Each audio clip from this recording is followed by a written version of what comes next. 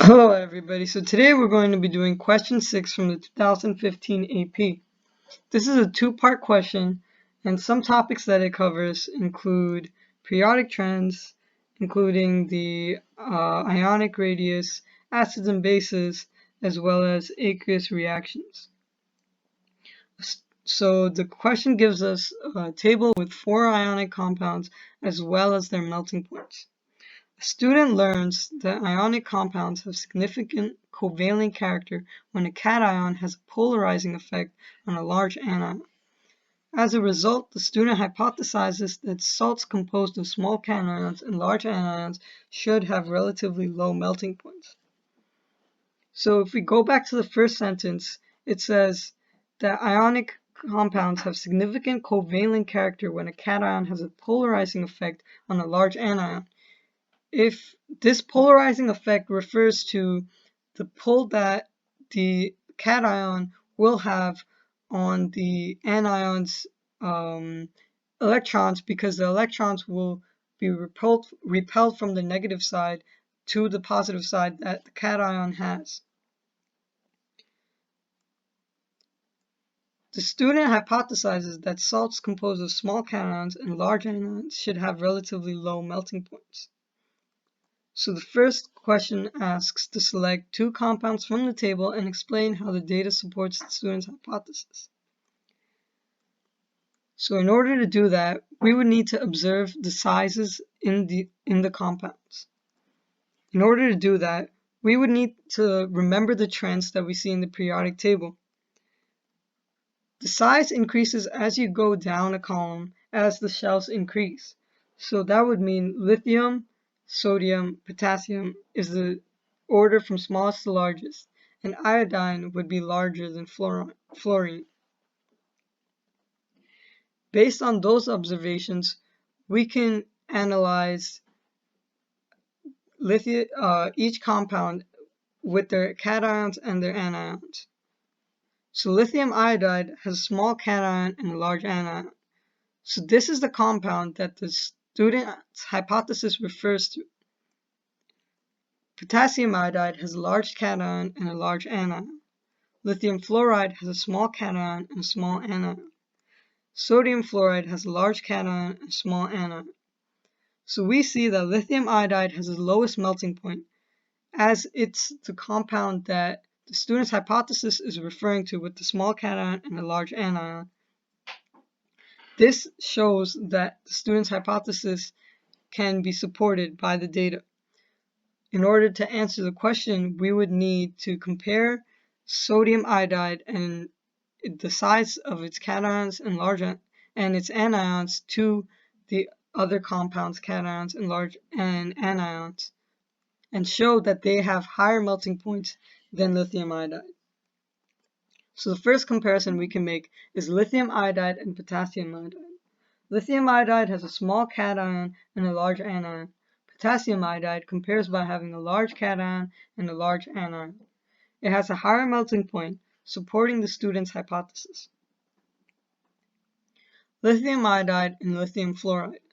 Lithium iodide has a small cation and a large anion. Lithium fluoride compares by having a small cation and a small anion. This combination has a higher melting point than lithium iodide, providing support for the student's hypothesis. Lithium iodide and sodium fluoride. Lithium iodide has a small cation and a large anion. Sodium fluoride compares by having a larger cation and a smaller anion. This combination has a higher melting point than lithium iodide, providing support for the student's hypothesis. If you are able to make one of these 3 comparisons, then you would receive 1 point for this first part of the question. So the second question asks to identify a compound from the table that can be dissolved in water to produce a basic solution. Write the net ionic equation for the reaction that occurs to cause the solution to be basic. So we know that we would need hydroxide ions to be present in order to produce a basic solution. So if we were to get hydroxide ions, one thing that we can do is react these salts with water, because these salts would grab the hydroxide from water, it would produce hydroxide in that reaction. So what would happen would be that the salt would let go of its cation and the anion would react with the hydrogen, and therefore it would produce acid. And so the two acids that can be made in reactions with water is hydroiodic acid and hydrofluoric acid.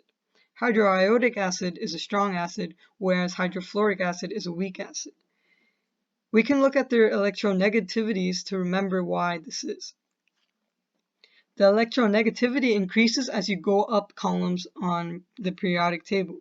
So that would mean fluorine is more electronegative than iodine, and therefore its hydrofluoric acid would be less likely to dissociate because of its electronegativity, whereas hydroiodic acid would be more likely to dissociate because it's less electronegative.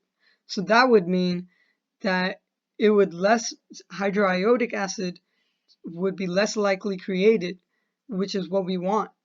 We want the anion to grab the hydrogen, but since it's less electronegative, and it's a strong acid, it's likely to dissociate and less likely to grab onto that hydrogen. So therefore, hydrofluoric acid will be the acid produced. In order to produce hydrofluoric acid, we can use either salt. So we can use sodium fluoride with water. So that would be aqueous sodium fluoride plus H2O. It produces hydrofluoric acid, hydroxide, and aqueous sodium. Or lithium fluoride, aqueous lithium fluoride plus H2O produces hydrofluoric acid, hydroxide, and aqueous lithium. But we can see that there are products which are also on the reactant side in both of these reactions.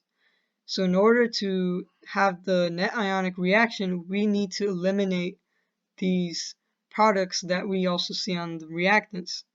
So that would be aqueous sodium and aqueous lithium. And if we eliminate these, then we have the net ionic reaction, which is aqueous fluoride plus H2O. It produces hydrofluoric acid and hydroxide. This answer would give you the second point of this two-part question. So that's all for today.